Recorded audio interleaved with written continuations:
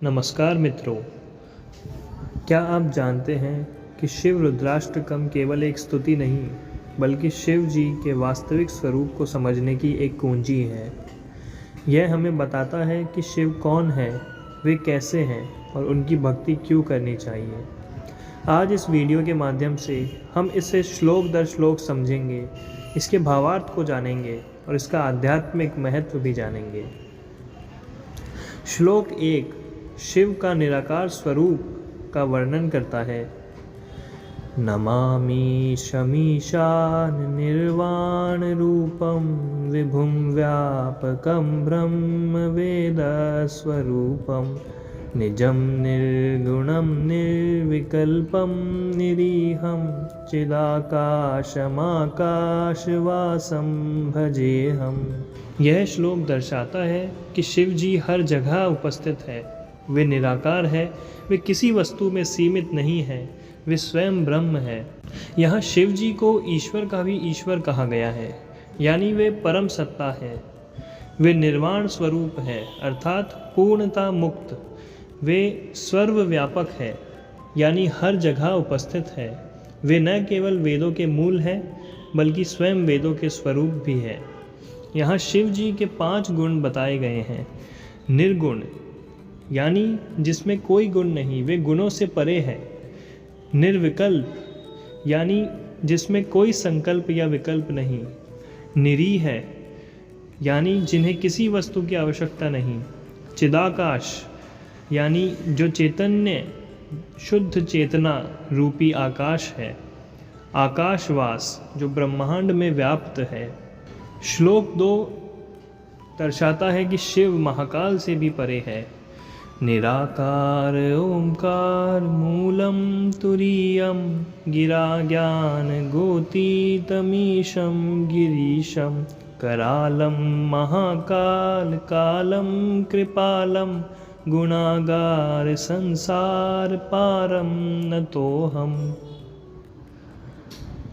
इस श्लोक में दर्शाया गया है कि शिव जी को कोई बांध नहीं सकता। वे काल से भी परे हैं लेकिन फिर भी करुणा और प्रेम से भरे हैं।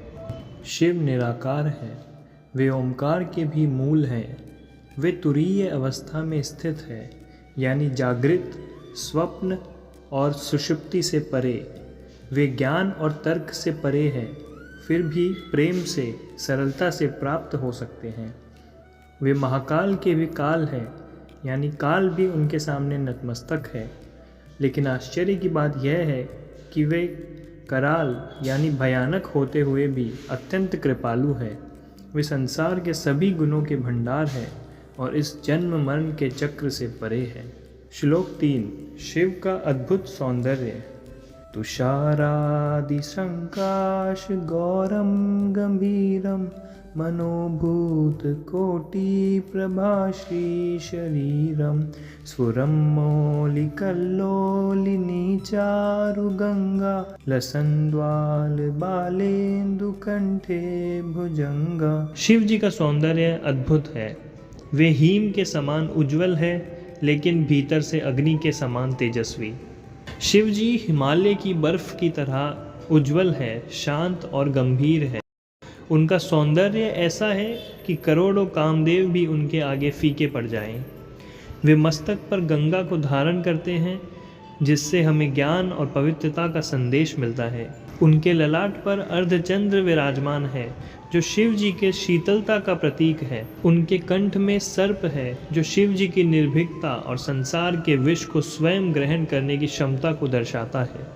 श्लोक 4 करुणामय शिव। चलत कुण्डलम्बुसुनेत्रं विशालं प्रसन्नाननं नीलकण्ठं दयालं मृगाधीशचर्माम्बरं मुण्डमालं प्रियं शंकरं सर्वनाथं भजामि। इस श्लोक में दर्शाया गया है कि शिव के पास चाहे सर्प हो या मुंडमाला, वे फिर भी करुणा और प्रेम से भरे हैं। शिव जी का सौंदर्य केवल बाहरी नहीं बल्कि उनका स्वभाव ही करुणामय है। वे नीलकंठ है, यानी संसार के विष को स्वयं पीकर भी सबको अमृत देते हैं। वे व्याघ्र चर्म यानी बाघ की खाल धारण करते हैं, जो दर्शाता है कि वे अहंकार से परे है। वे मुंडमाला यानी कटे हुए सिरों की माला पहनते हैं, जो यह दर्शाता है कि वे माया और मृत्यु के बंधनों से मुक्त है। श्लोक 5 दर्शाता है कि शिव संसार के सभी दुखों को हरने वाले हैं। प्रचंडम प्रकृष्टम प्रगल्भम परेशम अखंडम अजम भानुकोटि प्रकाशम त्रयशूल निर्मूलनम शूलपाणिं भजेह भवानी पतिम भावगम्यम। इस श्लोक में दर्शाया गया है कि शिव जी की शक्ति अपार है। वे तीनों लोकों के दुखों को हरने वाले हैं और केवल भक्ति से ही उन्हें पाया जा सकता है। शिव जी की अपार शक्ति का वर्णन किया गया है। वे प्रचंड है यानी अत्यंत शक्तिशाली। वे अखंड है यानी जिनका कोई आदि और अंत नहीं। वे अज है यानी जन्म मरण के चक्र से मुक्त। उनका तेज करोड़ों सूर्य के प्रकाश के समान है। वे त्रिशूलधारी है जो 3 प्रकार के कष्टों, आध्यात्मिक, मानसिक और शारीरिक कष्टों को नष्ट करते हैं। वे भवानीपति है यानी माँ पार्वती के प्रिय। वे भावगम्य हैं यानी भक्ति और प्रेम से ही प्राप्त किए जा सकते हैं। श्लोक 6 कलातीत कल्याण कल्पांतकारी सदा सच्चिदानंद दाता पुरारी चिदानंद संदोह मोहापहारी प्रसीद प्रसीद प्रभो मन्मथारी। यह श्लोक में बताया गया है कि शिवजी काल से परे हैं। वे संहार भी करते हैं और प्रेम भी देते हैं। उनकी भक्ति से ही अज्ञान और मोह का नाश होता है। शिवजी काल से भी परे हैं। वे कालातीत है। वे केवल संहारक नहीं बल्कि कल्याणकारी भी है। वे केवल राक्षसों का नाश करने वाले नहीं बल्कि सज्जनों को आनंद देने वाले भी है। वे स्वयं चिदानंद यानी शुद्ध चेतना और आनंद के स्वरूप है।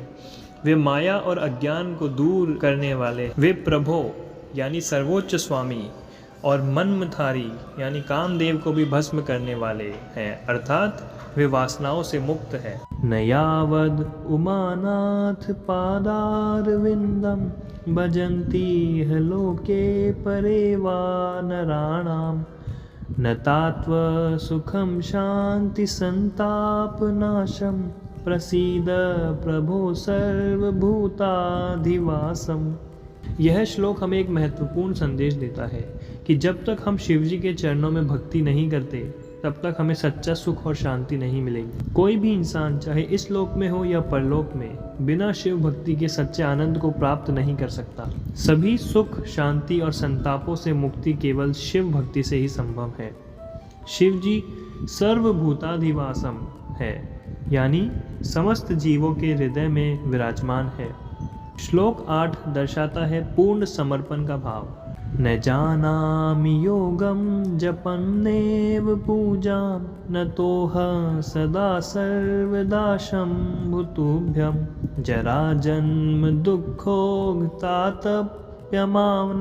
प्रभो पाहि आपन्नमामीश शंभो।